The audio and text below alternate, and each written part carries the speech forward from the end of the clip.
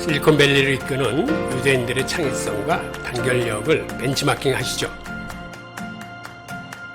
사실 저는 이거를 대학원에 와서 배웠는데 그 학부 때는 잘 외워가지고 시험 잘 치면 뭐 A 플러스 받고 그런 건데 대학원에 오면 완전 바뀌더라고요. 예를 들어서 이런 분야에 대해서 제가 몇 달 동안 공부를 하는 거예요. A라는 학자는 이렇게 말했고 B라는 학자는 이렇게 말했고 C라는 학자는 이렇게 얘기했다. 쫙 다 훑은 다음에 그런데 이거와 이거의 관계는 어떻게 돼? 이게 진짜야? 질문을 던진 다음에 그거에 대해서 서브 질문을 한 4개 정도 만들고 그래서 나는 이러한 거와 A와 B의 관계를 재고찰하고자 한다. 이렇게 나의 문제의식을 세우고 그거에 대해서 논문 하나를 쓰는 게 대학원에 와서 하는 일이더라고요. 네, 그렇습니다. 네. 네. 지금 한국 교육 문화에 대해서 질문을 너무 안 한다 이런 말씀을 주셨는데요. 사실 어떻게 보면 한국인과 유대인은 교육 잘하는 민족으로 소문나 있거든요. 미국에서도 이제 오바마 대통령이 막 한국 사람들을 보라 그렇게 얘기를 했는데 이 미국에서 교육학과 교수 김경희 교수님이 쓰신 미래의 교육이라는 책이 있는데 여기에서 동양 교육이랑 유대인의 교육을 16가지로 비교를 했더라고요. 네. 그래서 이제 제가 한번 소개를 시켜 드리려고 하는데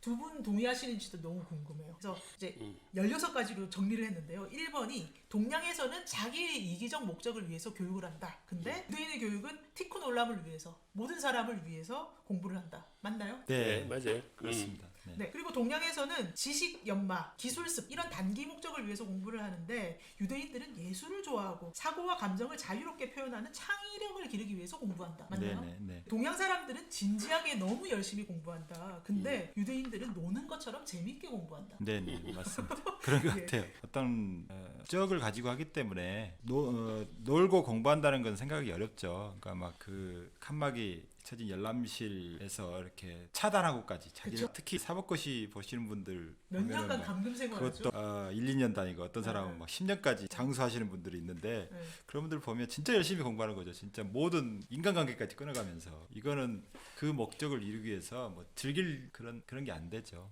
근데 유대인들 보고 또 서양 사람들 저는 미국에서 있다 보니까 노는 건지 공부하는 건지 헷갈리죠. 그리고 기본적으로 유대인들은 자기가 싫어하는 과목이나 못하는 거를 공부하지 않아요. 그거는 그렇죠. 과목에서 제치고 자기가 좋아하고 호기심을 갖고 즐길 수 있는 과목 위주로 공부를 합니다. 그러니까 우리는 성적을 오르려면 자기가 못하는 과목을 끌어올려서 성적을 올리는데 유대인들의 학습에는 그 석차나 등수가 나오지 않고 자기가 못하고 싫어하는 거는 사실은 안 해도 돼. 네. 대신에 자기가 하면서 잘할 수 있고 즐길 수 있고 재미를 붙일 수 있는 호기심이 끌리는 쪽으로 공부를 하기 때문에 그들이 그거를 즐기면서 하는 거예요. 그 공부는. 그들이 공부의 방향을 정할 적에 생각하는 게 티크놀람이에요. 내가 이 사회에 개선을 할 적에 나는 어떤 직업이 좋을까 하면서 그들이 가장 많이 생각하는 게 사실은 의사야. 왜 그러냐 하면 이것도 사람을 고치는 거 아니야. 개선시키는 거 아니야. 그래서 유대인 사회에서는 의사가 많이 나오는 거예요. 그리고 그 사람이 생각하는 티크놀람이 사회 정의를 세우는데 법이 굉장히 중요하다. 그러면 나는 앞으로 변호사나 판검사 이쪽을 해야 되겠다라고 생각하고 자기 적성이 거기에 맞는 사람들만 그 공부를 하는 거야. 그래서 로스쿨에 가고. 그러니까 자기가 원하고 자기 적성에 맞고 이거를 내가 잘할 수 있다고 생각하기 때문에 그 딱딱한 법 공부를 그 사람은 즐기면서 하는 거야. 그리고 기본적으로 탈무드라는 게 대부분 법이야. 율법. 그러니까 탈무드에 익숙했던 사람이 그게 낯설지가 않은 거야. 그 사람들은. 그러니까는 뭐든지 자기가 좋아하는 걸 하기 때문에 그들은 즐기면서 할 수 있는 거죠. 네, 유대인들한테 제일 쉬운 게 법이에요. 탈무드를 배운 사람들한테는 네. 법이 가장 쉬운데 좀 낡은 통계이긴 하지만 미국 70만 변호사 중에 한 14만이 유대인이라고 그래요. 네. 그만큼 유대인들한테 법은 친숙한 거고 제가 아는 납비가 법대 교수인데요. 그 아들이 이제 대학을 갈 때가 됐어요. 그런데 고등학교까지 탈무드를 계속 배운 거예요. 자기 뭐 납비 집안이니까. 네. 그랬더니 보통은 법학 대학원을 가는데 대학 4년 졸업하고 가는 게 이게 그쵸. 일반적인 코스예요. 근데 바로 점프해가지고 법학 대학원 가는 거예요. 어허. 4년 안 하고 어. 그냥 크레딧을 인정해줘 버려요. 어. 예, 그만큼 탈무드가 이 법적인 케이스를 가지고 진한 토론을 벌이기 때문에 뭐 법대에서도 인정해주는 코스예요. 이제 그렇게 나온 사람들은 법적인 사고방식, 리걸 띵킹을 너무 잘하는 거죠. 그런 것들이 유대인들한테는 굉장히 메리트다. 근데 우리는 가장 어려운 게 또 법일 수도 있어요. 우리나라는 정의 문화다 보니까 보니까 네. 법대로 이게 한다는 것은 참 어려운 일이라 유대인 입장에서는 이런 의학이든지 법학이든지 의사가 뭔가 고치려 그러면 인체 법칙이나 이런 걸 알아야 되잖아요. 마찬가지로 사회를 고치려면 그런 사람들이 사회의 어떤 법의 규율 안에서 그걸 잘 알고 이렇게 메스를 대야 되기 때문에 저는 의학이나 법학이나 별 차이 없다 그런 생각이 들더라고요. 네. 그럼 16개 중에 이제 또 네 번째, 동양 교육은 획일화된 정답이 있고 듣기만 한다. 근데 유대 교육은 질문과 반문으로 토론한다. 그 뭐 너무나 네, 그렇죠. 지금까지 얘기한 경험하기 때문에. 네. 그리고 이제 5번째, 동양 교육은 시험을 대비해서 책을 읽는데 유대 교육은 호기심으로 항상 책을 읽는 게 습관화되어 있다. 네. 네. 그리고 6번째는 우리는 이분법적 논리를 갖고 있고 권선징악적 논리로 우리는 착하고 일본은 나빠 이런 식인데 유대인들은 세계 전체 정세를 분석해서 민족적 결속력을 강화한다. 그러니까 좋다 나쁘다를 네. 율법적으로 가를 때는 가르지만 항상 사람 자체가 어떤 사람은 선하고 완전히 선하고 어떤 사람은 완전히 약하다 그런 개념 없어요. 상황에 따라 어떤 사람이 아무리 착하게 보여도 나쁘게 바뀔 수도 있고 반대로 상황이 좋으면 악한 사람도 나쁘게 바뀔 수 있다. 이제 그런 것을 더 염두에 두는 거지. 우리 안에 악한 성향들이 있거든요. 죄를 쉽게 저질러요. 네. 이런 상황들을 눌러줘야 된다고 얘기하지 이분법적으로 나누지 않습니다. 이해가 되는 구절인 것 같습니다. 저는 이 구절이 상당히 중요하다고 생각하는데 그 이유는 우리는 사실은 반란과 핍박을 많이 받은 민족이에요. 옛날에 이제 중국 쪽도 그랬고 최근의 역사에서는 일본의 식민지도 거쳤고 그 다음에 6.25 전쟁을 통해서 공산주의와 맞서 싸우기도 하고 하는 그 과정에서 우리는 사실은 이분법에 알게 모르게 길들여져 있어요.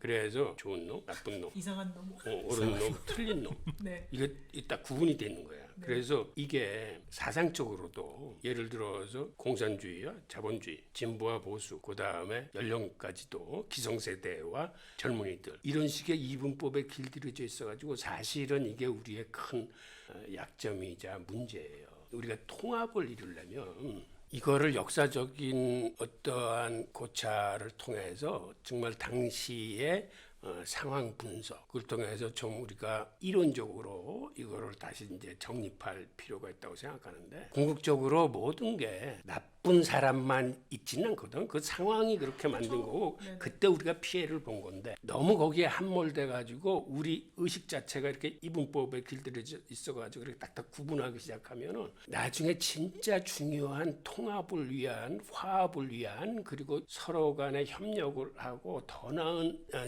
세계 사회를 만들기 위한 이런 과정에 이게 걸림돌로 작용을 해요. 그래서 이 부분은 우리가 다시 한번 정리를 하고 고민을 좀 하고 해서 다시 한번 이성적으로 이거를 점검할 필요가 있고 그런 걸 바탕으로 우리가 세계 시민 의식이라거나 앞으로 개선된 사회를 위해서 길을 다시 찾아야 돼요. 예, 7번째는 동양 교육은 위험은 피하거나 포기하라고 가르치는데 유대 교육은 위험을 무릅써서 강자를 넘어서라 가르친다. 위험에 대한 생각이 다르니까요. 뭐 네. 하나의 기회로 뒤집어서 생각할 수도 있는 거니까. 네. 네, 그리고 8번째는 동양 교육에서 성공이라고 생각하는 것은 수단 방법을 가리지 않고 좋은 성적을 받아서 시험을 통과하는 것이고 유대 교육에서 성공이라고 생각하는 것은 여러 분야를 탐색한 다음에 자기가 흥미로운 분야를 깊이 파서 전문성을 쌓는 거고 남보다 잘나기보다는 남들과 다른 자신만의 전문성을 쌓는 데 최선을 다하는 과정이 중요하다. 근데 이 양반 얘기가 맞는 얘기긴 하지만 네네. 이 양반도 이분법에 갇혀 있어.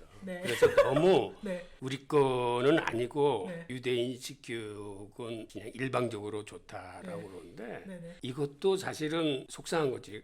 우리한테도 네. 옛날에 장점이 많았어요. 그쵸. 우리가 대가족 생활을 하면서 네. 그 두레니, 품앗이니 뭐 했는데 이게 현대 사회로 넘어오고 이 핵가족화되면서 우리는 그러한 좋은 거를 많이 잊어버렸는데 맞는 얘기긴 한데 좀 그렇네요.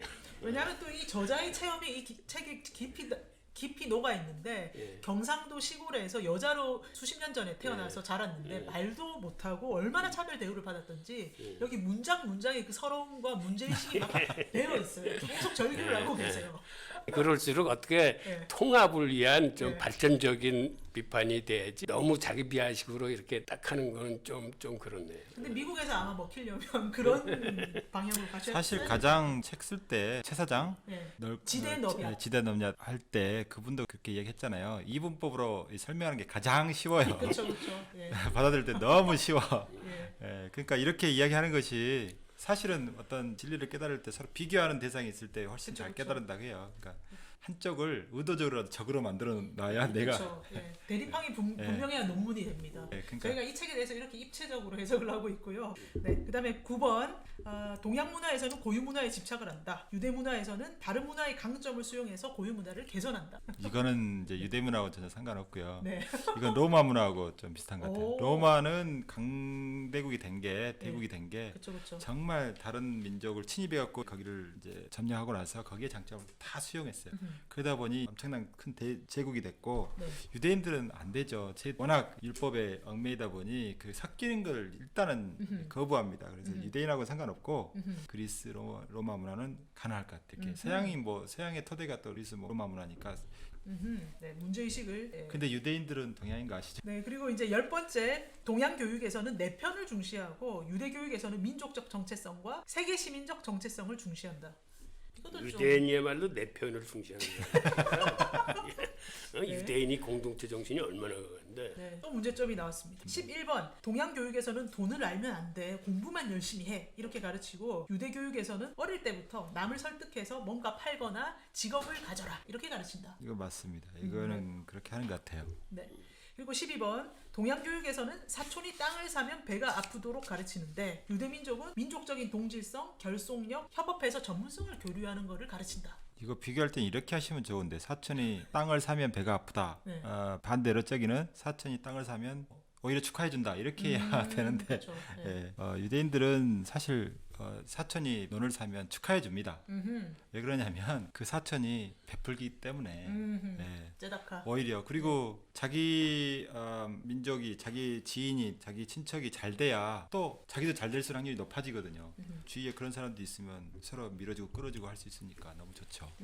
고개를 좀 더 부연 설명을 하면 체다카, 즉 다른 사람을 도와주는데도 유대인들은 순서가 있어요. 그 순서가 어떻게 돼요? 그게 촌수하고 비례해. 그러니까 자기하고 가장 가까운 사람이 몇 촌이야? 1촌이요. 영촌, 땡, 와이프. 영촌, 네. 와이프 남편. 와이프야. 예. 그래서 내가 잘 되면 가장 먼저 도와줘야 될 사람이 내 배우자예요. 그럼 배우자가 원하는 거를 해줘. 그 다음이 일촌이야. 일촌도 사실은 부모님도 일촌이고 자식도 일촌이야. 그럼 누구를 먼저 도와줘야 돼? 부모. 그것이 유교 문화지. 네.